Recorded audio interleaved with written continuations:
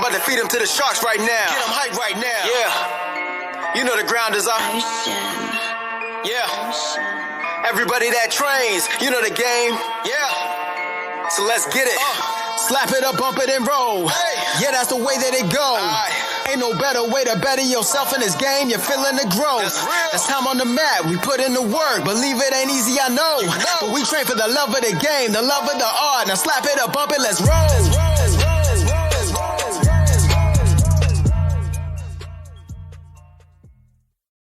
Welcome to episode 63 of the BJJ Campaign podcast. My name is Jeff Boone. I'm an A3 blue belt, 3 stripes. Phil Kors, A2, blue belt, 2 stripes. Luke Walker, I don't know the designation. 1 class I've had. You're an A3. A3. White belt. White belt. 0 stripes. 0 stripes. 1 class under your belt. Luke, thanks for joining us today. And folks, we're going to have Luke on for about 10 minutes. Just wanted to share kind of his experience as someone who's just first taken a class. First off, Luke, you didn't watch a YouTube video to tie your belt. That's weird to me. No. He showed me how to tie it before class, and then I tied it myself right afterwards, and they were happy that I tied my belt. And I'm like, great. It's a good accomplishment. And tell me kind of your thoughts on whenever you walked, just for background, Luke is a friend of mine, and he came into class with me and did his first class. It was a couple days ago. And what was your first thoughts kind of walking in? Did you have any trepidations or anything like that? I had some odd thoughts of, I'd had experienced boxing and getting some fights in boxing before, and I always kind of liked that distance. And so I thought all the rolling around on the ground with guys would maybe feel a little gay, but it didn't. Good, honest answer.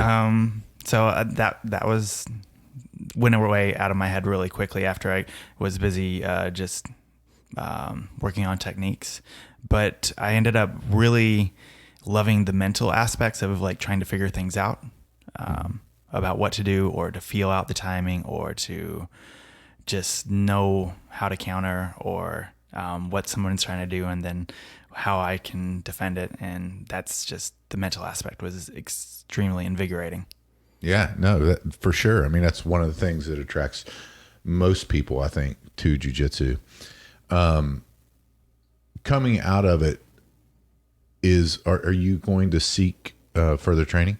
I'm going to look for some more. I also had a concern of, all right, I'd had some knee injuries in the past from rock climbing or high school football and stuff, or hockey, and I was concerned, all right, is this going to irritate me in different ways? But I felt like I could be pretty safe, and that people were not trying to just jack you around. We're all there trying to learn and work on things. And so that really helped it feel safe. I don't know if every place has that feeling, but where I was at definitely did. And I really liked that.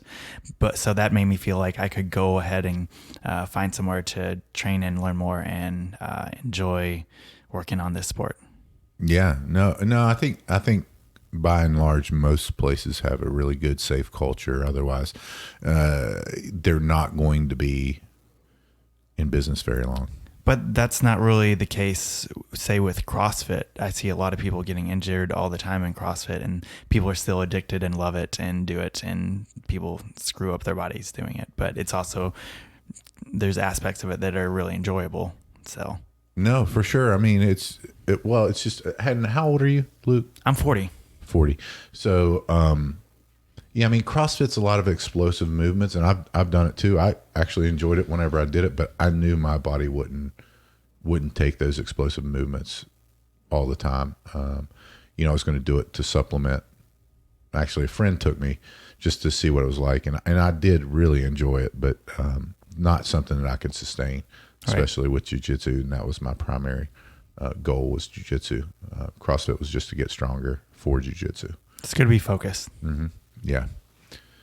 Any other thoughts on how to learn, just from your one time, on anything that you feel like that the listeners could glean from your experience that if you had any questions and they were answered or not answered or anything like that nature. You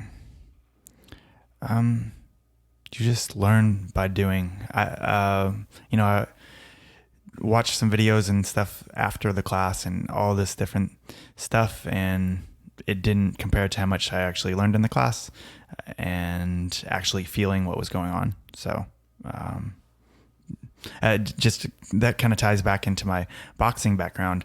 You just train and train to where everything is a reaction from your previous training, and then you don't have to think. And getting to that place of, even though I loved the thinking aspect, getting to that place where I don't have to think and all I'm doing is just flowing in this place of never even thinking about what I'm doing and just doing it is an amazing feeling too. And that is something that I think would be really fun to do within the sport after getting a lot of experience with it. Yeah, that's the goal. I'm pretty sure I know the answer to this question, but were you thinking about doing it before, or did Jeff kind of kidnap you and force you to do it? He'd put it in my head, so it'd been stewing for a bit. Okay. And I just... Not surprised. Yeah. I'm in between jobs and have time to do things, and so... It was a soft sell, Phil. It wasn't a hard sell. Yeah, I totally believe soft that. Soft sell. Totally believe that. They come back sooner or later. All of them do.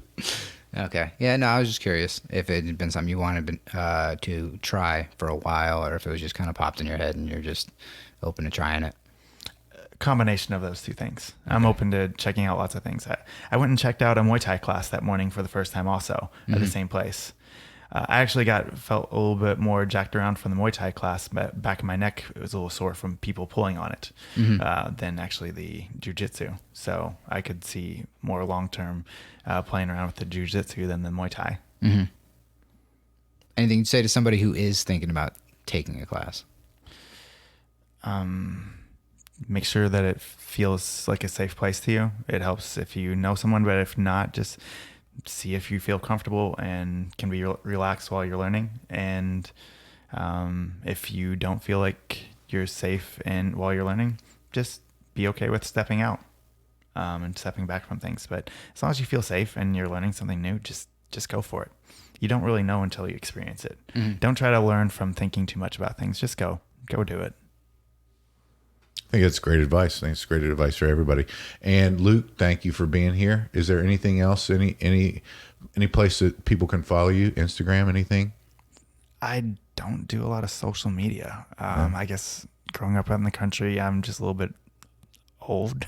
I don't know, but I haven't gotten onto that yet so much. But I don't really know. Yeah, just search for me. I don't know.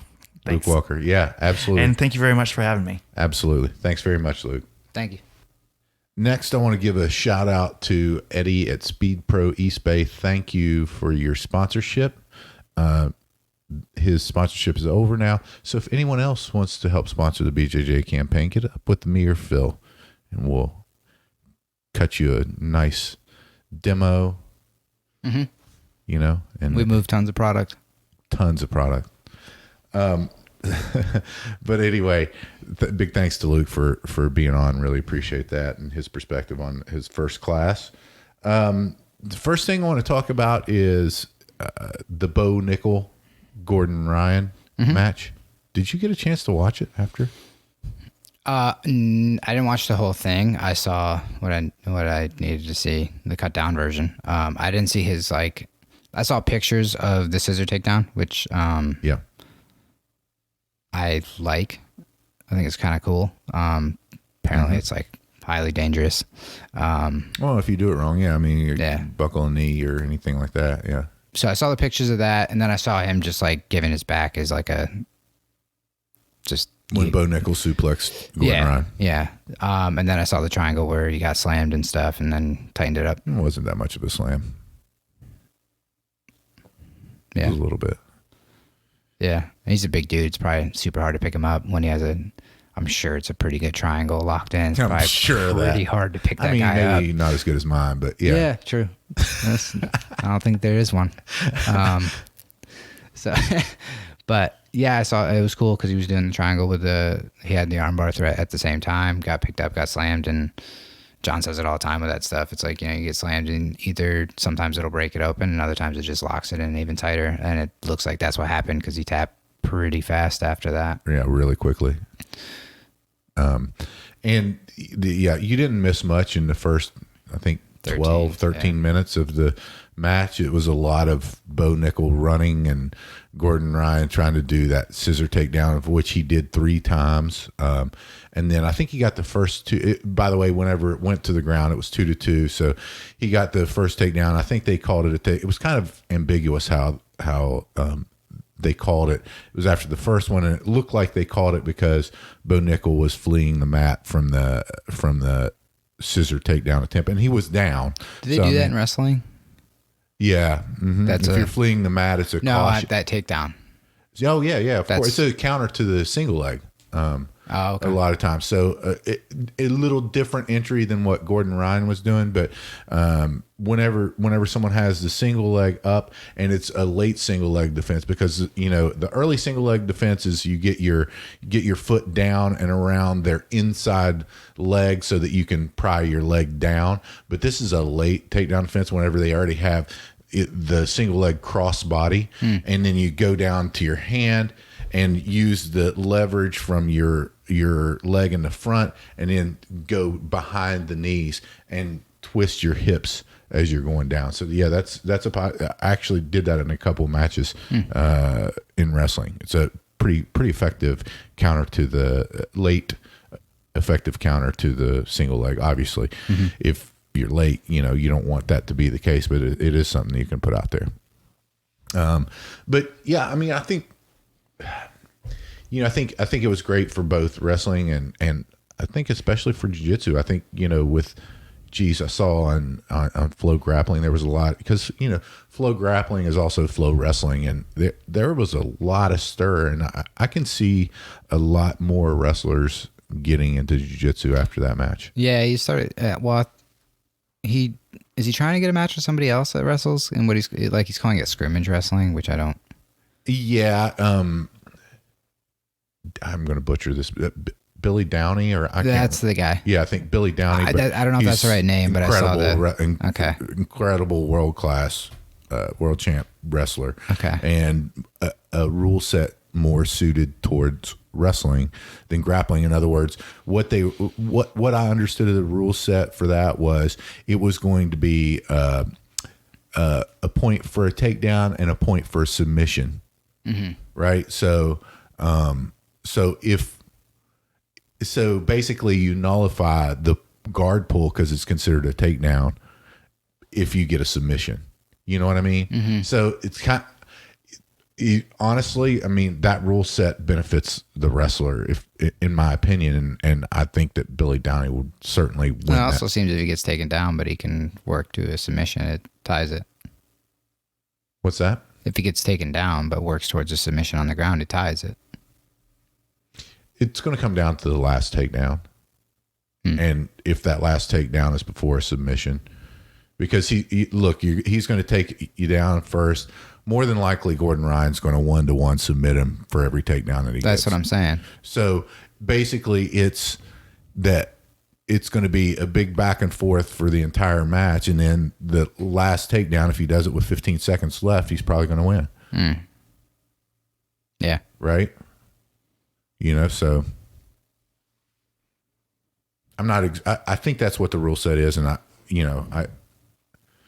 I would bet on either a tie or Downey winning that rule set. No. Gordon will get one. Get a takedown? Mm-hmm. No. He took the other guy down. It's not going to. That's because the other guy was running and he wasn't incentivized to take down. There's no way Gordon Ryan would have took Bo Nickal down in this rule set. Disagree.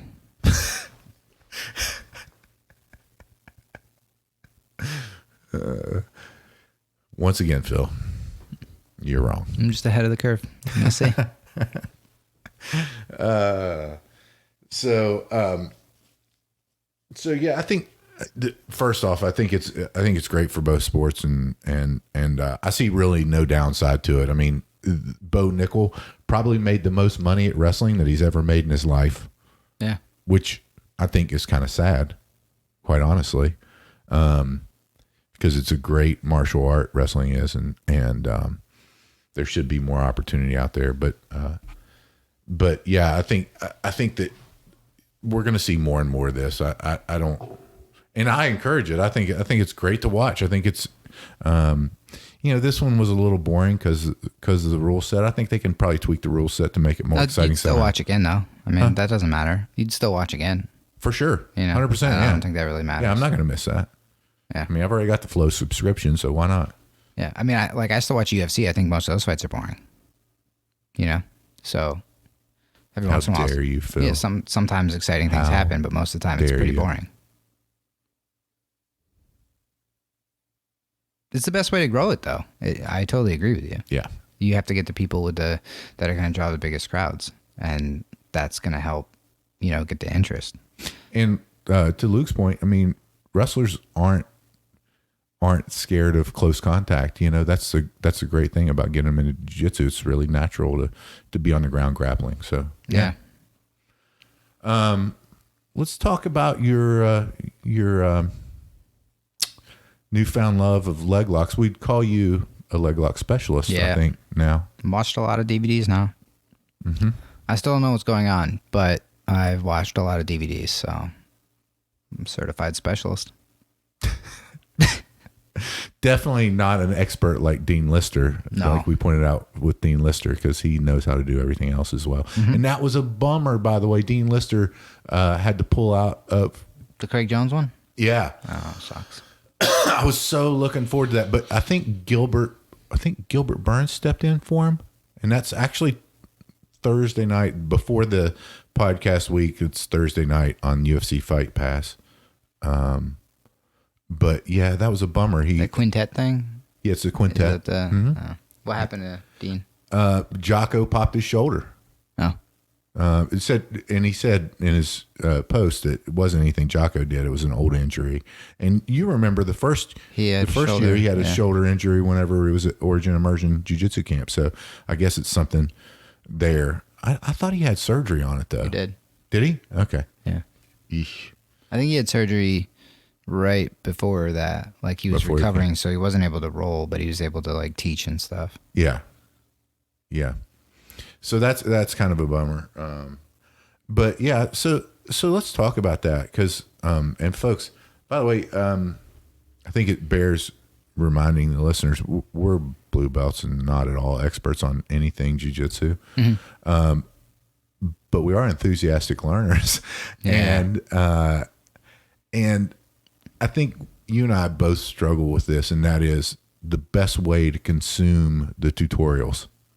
Right? The most effective, getting the most out of a tutorial, because listen, it's going to be 3 or 4 times of watching something before I get it, especially if I don't drill it while we're watching it, Yeah.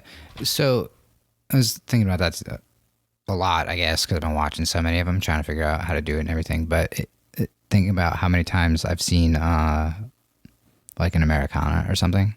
Mm-hmm. I still learn new stuff when they teach it, but they teach it the same way all the time. And then I just have a deeper understanding of it and I guess positions and things like that. So new things pop up that seem important or relevant that time that I watch it. So I don't necessarily think you can watch it enough times, which also makes it challenging when the series is like 12 hours long. It's kind of hard. Speaking of the Danaher series, so system. I don't know how many times you can really go through that, but yeah, I think you'll always pick up new things. But I was reading a post, I think, on one of the Facebook groups, and people asked, like, how do you get the most out of it? Or one guy posted that he feels like he spent $1 million on him, and he doesn't, get anything out of it. And I think if you don't practice it or, force yourself to try it and learn it, that it won't matter, If you don't do anything with it, it's not going to matter how many times you watch it. Oh, I totally agree.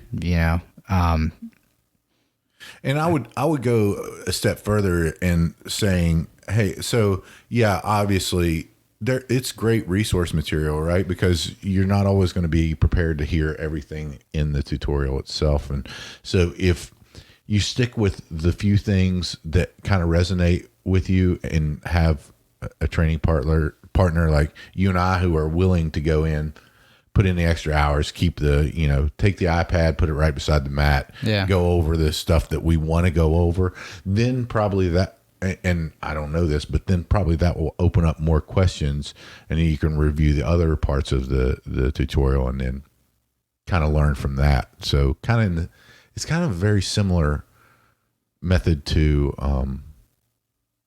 the way we just learned jiu-jitsu, period. Shocker. But also people have told me a bunch of times, like they said it with the camp, when I asked people like if they had advice when I was going to a camp, right? Because I was like, it's going to be a lot of stuff, anything I should focus on or look for or whatever. And most people were like, if you get one thing out of it, it's worth it, So I guess that's a good way to look at the DVDs also, because I watched a couple different DVDs and I probably did pick up one thing where, they're usually average 40 minutes to an hour or something like that. And then I'll see one situation that comes up a lot in the roles that I'll have or that I see that I'm like, oh, I had been getting stuck there. So it's worth it. If I watch for 45 minutes, it's essentially as long as a class, say, while at the same time still doing all the normal classes. But yeah, I mean, that's worth it. If you pick up one thing that helps and then you can try to implement the rest of the stuff later. I mean, that's, I guess the really good thing is John can show me a triangle when it comes up in the curriculum every so often, but on a Tuesday at 3:00, I can't be like, hey, I have a question about the triangle. Can you show it to me again? Because, it's not how it works. That's true. That is very true. But if it's on the DVD, you can go back and watch again, and I think it came up the other day. I was telling John about it because he always uses, like, I struggle with the concepts. Like, I do understand it when you say it. Like, it makes sense, but they don't click in my head till they click in my head. And he always talks about the box one, where you have to have 4 points of control for the box. And I was watching all the kids with the headlock escape stuff, and they weren't able to get on their side. And I thought back to Jocko. I think he calls it trebuchet or whatever. So I was trying to explain to him, like, don't try to think about getting this side up because that's really hard. Think about getting this side like the small amount and kind of Joey your way out. Oh, you didn't see that. That was funny. So try to pull this shoulder out real, like, short burst. Just for the listeners to be better visualize that is whenever. That was perfect. I don't think you have to. It was terrible because you were pointing to your shoulders the whole time. And shaking. Yeah. And so for the listeners, whenever you're inside control, it's easier to shimmy or, as Jocko put it, trebuchet your bottom shoulder out instead of trying to raise your top shoulder up. So to try to get it pull under your inside one away. Yep. And most of the people, kids specifically, and adults, I do it. They go flat on their back when you're always told to go on your side. So it is hard to get up if somebody's holding you flat. If you try to raise into it, but it's easier to pull away, And that's that box idea. And he was showing what clicked on it was a defense from the back where he moves the arm over and then just pushes it away. So the box can't come up because you're pinning this side, you're lifting that side, And just for the box analogy, that's just all 4 points, both torso, hips, both shoulders, right? So that, when he said it at first, he's like, yeah, you control the box. I'm like, oh yeah, that makes sense. But I could only see it in the, hold this side down or pull this side up, not pull this side up to hold that side down, so I couldn't. Sure. I just wasn't able to comprehend that. And so it started to click. Wherever I was going with that. Yeah, I have no idea. No idea. But I was excited about it, and you had to know about the box.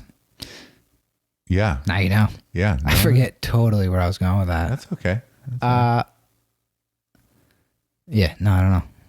Okay. Something about concepts and learning. Seeing Concepts, stuff. yeah. You don't like concepts. Until I do. Yeah. Yeah. It's weird to me. Prefer the concepts over the moves. Just different styles of learning. I think that's the way everybody is, whether they're tactile learners or visual learners, there's all kinds of different learning. I got so excited by that box. Yeah, that you really did. I totally forgot where I was going with that.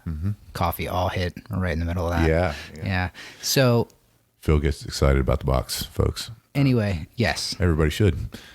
But yeah, going back to the movies, I guess, is just watching them and trying to pick out the one thing and then working that one thing in, and then you could probably expand off it. Yeah, and you can go back and watch it whenever you want. You know? And like that's I ask the questions usually right after class. I try to do like where I got stuck just for an idea. Most of the time I can't remember it, but then like after hearing it 2 or 3 times, I've asked how to finish the mountain triangle like 46 times now. I've done it maybe once, so. Yeah. Yeah, interesting. What else, Phil? What else we want to talk about today? Well, how do you want to try to use the DVDs then? If we're going to try to go into leg locks, specifically being that we train in the gi most days, and we're not, what is it, brown belts and up usually do the heel hooks, but you have always liked them. I don't necessarily like that. I've been like willfully ignorant. Like I wouldn't learn it on purpose because it pissed you off, and but there's something to not knowing it. I want to point out again for the listeners out there that once again, I was right, and you should learn leg locks, because if you wait till you're a brown belt to learn leg locks, you're a white belt at leg locks when you're a brown belt. And you just agreed with it. Yeah, I've agreed with that the whole time. No, how are you going to say you agreed with it the whole time, Phil? That you didn't agree. You were How many times you were staunchly opposed to leg locking, even when it gets you. You enter from a disadvantageous position. You're on bottom. It gets you to top. It gets you in so many passing positions that you can utilize. How could you ignore that 50% of the body? I wasn't able to. It wasn't time. That excuse is old, man. Okay. You got to stop using that excuse. Okay, I did. You used the excuse For the past time, yeah. The time that has passed. Now it's time. So back to my original question. Why don't you just do things whenever I ask you to do them? Because they're not the right time. That doesn't make any sense. You need to learn how to be patient. That's not one of my strong suits. No, it's not. You need to learn how to be patient. Good point. So how do you want to use it? So I think that probably, we're doing the, I watched the Kimura system, and all of these are the Danaher on BJJ Fanatics, the Danaher series. I watched the Kimura series. I like that. I'm not so much interested. I love that position and work it a lot, and I think it's good reference material, but I'm really interested in going back and forth between the legs, doing the entries and sweeps and entries to the passing, and then alternating that with doing the back. So maybe a couple times a week we work it either at the academy on our own time or on my mats out in the garage, doing that. I think probably an hour each session. I think is maybe an hour and a half each session, just to kind of practice. But I think that we have to outline kind of what we're going to attack that day. And it can't be like you always like to do and be ambitious and do 3 parts of something. I see no reason we can't master it in a week. No, it's got to be one, either like it. For example, maybe, and I'm just spitballing here, but maybe just entries one day, and then entries to sweeps from those positions, because there's 3 basic positions, right? It's the straight ashigrami, the cross ashigrami, and reverse ashigrami. I'd say focus on the straight ashi, the first one, right? And then the opportunities to sweep and pass from there. And then like second session, do cross. I don't think I'm ever going to do reverse. I saw him getting into that, and it looks like a great opportunity for me to get my back taken whenever that's happening. I know it's not, because they do it really well, but it's just not something I'm super interested in. Yeah, I don't think you get your back taken from there. No? You're turning your back. It's reverse ashi. No, John showed that position for like a knee bar and stuff like that. There was no way to get the back. Okay. I mean, I'm sure there is a way, but Sure. I don't. If you do it wrong, which I will many times. Yeah. No, John, we did that one day in class.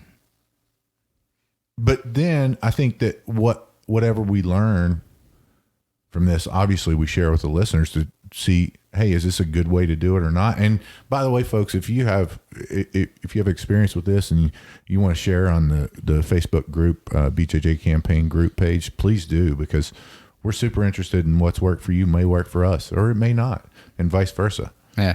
What I like to do is we'll just watch it. So, to get the basic, I guess, idea of what to try to do. And then what we did the other Sunday, which is I just basically move around and see kind of what I naturally do and like what comes up. And that helps me understand what I'm watching more. So I think if you watch maybe one or two and drill sort of what he's doing, so that you kind of have the muscle memory a little bit there started, and then just kind of see what comes up and then troubleshoot it by watching what he's saying and asking people who know. Yeah. That would be kind of my plan. Yeah. I think it's a good plan. I mean, I think that's... But I think we're going to have to set aside a time that, like you're saying, and just work on it and see what comes up. Why don't we like do it before Sunday rolls every week? Like go in at noon and just do it. Sure. I think that's a good... We could do it now too. I have nothing else going on. Okay. Yeah. Fair enough. Podcast is over. I've got a little, got a little neck injury with me, but I don't think that'd be bad on legs. So Nah, you're sitting on your butt. yeah. I was gonna say something else too. I don't remember what else I was gonna say about. It was about the first two. About the first two ones. The first two of the leg lock thing I liked a lot, but I think it was because he was talking about how he enters into passing and things. So yeah, because I was telling you that I was putting off watching this because I didn't want to do leg locks, but I learned a lot of things that you could do that don't apply to the leg locks, only to those because they apply in a bunch of places. I thought that was cool. Well, I mean, and obviously the way that the Danaher system works is most 90% of their leg locks come from whenever you're in that bottom position and you're utilizing it to sweep or get on top. I mean, which, they're more submission only kind of grapplers, but it also translates into the points game as well. Right. I mean, I guess the only thing that you'd have to be cognizant of is if you're using an IBJJF stuff is that you don't reap or allow your leg to be put in a reaping position. I still don't get reaping, so whatever. No comment. It's confusing. It's not that confusing. Agreed. What else? What else is on the horizon, Phil? What have you got any competitions targeted for anything in the near future? Middle of January, middle end, I think is the first one that I know about. New breed? I think so. Yeah. It keeps coming up on my Facebook thing. Okay. So another one in Charlotte. And then probably whatever else comes after that. I'm just going to do the ones in Charlotte that are coming up. Okay. All right. Fair enough. And just training as much as I can. Because it's been a lot of fun recently. Yeah. You've hit a big growth spurt in your jiu-jitsu, which is awesome to see.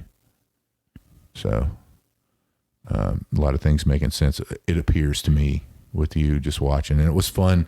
It was fun the other night. I kind of alluded to it before, but I've got a bit of a neck injury from, I don't know, nothing specific, maybe just doing triangle defenses and headlock defenses. It's carrying that big brain around all day. Could be. But it was fun. It was fun watching. It wasn't as fun as sparring itself, but it was fun and informative to watch everyone spar. It was just, it was interesting to me to see it from an outside perspective. Mm-hmm. So yeah, I think that's good. Anything else? I think you've been hurt a lot this year. I went back and listened to other podcasts. You had the rib injury. Yep. Now you have this. You had something else too. Yeah, I had the knee. The knee. Yeah. Yep. Rib, knee, toes, but those don't ever keep me from broken toes. Don't ever keep me from training. I just tape them up. Yeah. My toes have been sore for like 6 months. Yeah. Yeah. Yeah. I don't know. I'm old. I just realized that. Yeah. Yeah, I'm old. It's what happens whenever you're 48, soon to be 49, training jiu-jitsu 5 days a week. Yeah. That's what happens. Okay. I'm okay with it. I feel like I'm taking a smarter approach in trying to, whenever I'm doing this, taking off to get things recovered. Because boy, I was really concerned. I was really concerned about my knee because it really hurt. And I've got a pretty decent threshold for pain. And what was that, folks? He just raised his eyebrow like I'm a wuss. I mean, maybe I am. I don't know. But yeah, that worried me, and I took that time off, and I'm so happy I did because my knee, it feels like $1 million now. It's fine. This neck thing's a little concerning because I have some numbness in my fingers, which I don't like that. No. And so while it's disconcerting and I don't like being off the mat, I just did the fundamentals class, and I'll probably do the fundamentals class again tonight, but not spar. And I'll probably stay around for sparring just to watch a little more. I think it's fun. But in those off times, because I didn't go to the advanced class, I was watching the tutorial. So, still taking in jiu-jitsu. Yeah. I think that's important. We said it before, if you're not able to train, to go to class and just watch, I think that's important to be part of the team. And you'll gain something from it just from being outside watching. Like I said, on the sparring, I saw some tendencies by some people that I spar with regularly that I don't notice whenever I'm sparring with them, you included. And so I think it's important to stay engaged with it, but also to, again, listen to your body and make sure that you're training smart and giving your body time to recover if it needs it. Yeah. An ice bath. Take ice baths. Did you do it? You didn't do it, right? And no, but I think I'm going to tonight. I think I'm going to, because the hot tub has been unplugged, so it's really a cold tub. And by the way, they said you don't need that ice in there. If it's below 50 degrees, the water, it's just as good. Yeah, that's why I never understood why you needed so much ice. It's just dramatic. Yeah, I guess Yeah, so. so you hear the noise real loud when you get in. Yeah. I don't know. If the shower is like not hot, I mean, I'm basically taking an ice bath and I have to turn it off. So. Not true, Phil. Not true. I've spoken with many people and most agree with me. That's all that matters. What do they agree with you in particular? I'm not taking an ice bath. No, they agree that you're not taking an ice bath. They're not taking one either. Well, okay. Fair enough. I think And by many people, it was one. And he said, I agree with you, dude. No way I'm taking an ice bath. that was James Klingerman. No, he actually took the ice bath. He did, didn't he? Yeah. Oh, that's right. Yeah. That's it was right. Joe. Oh, okay. Joe's not taking an ice bath. Yeah. Interesting. I would have thought since they have a pool that he would just jump in the pool and get in the hot tub. Yeah, maybe. But no, because it's still really terrible for however long you're cold. All right. Well, at any rate, that's what I choose to do. You don't have to. Even though it'd be fun to see it and record it for the podcast. Not happening. That would be great. Be gold. Anyway, tell the folks, Philly, how they can support us. BJJ Campaign podcast.com. You can go to the store. It's now a bunch of stuff you can do. It's pretty much all I wear now. And by the way, if you do it today, you will still be able to get it by Christmas time for those loved ones that want that BJJ patch or t-shirt or rash guard or hoodie. So hoodies are dank. Mm-hmm. Yeah. With the zippers. Yeah. Yeah. So good. Instagram, YouTube, iTunes, like review it maybe if you can. Ratings, reviews, those are good. I hear other people say that. I listen to podcasts all the time. We never say it, but we probably should. That's a good idea. Ratings and reviews. Yeah. Share it. All that good stuff. We have like a couple reviews. Delvin's one of them. Delvin's talking smack. Yeah. It's okay. I remember. And folks, if you're not out there doing something each and every day to make yourself better, get out there and do it. Phil and I choose jiu-jitsu. We hope you do too. I'm about to feed him to the sharks right now. Get him hype right now. Yeah. You know the ground is up. Yeah. Everybody that trains, you know the game. Yeah. So let's get it. Slap it up, bump it, and roll. Yeah, that's the way that it goes. Ain't no better way to better yourself in this game. You're feeling the growth. That's time on the mat. We put in the work. Believe it ain't easy, I know. But we train for the love of the game, the love of the art. Now slap it up, bump it, let's roll.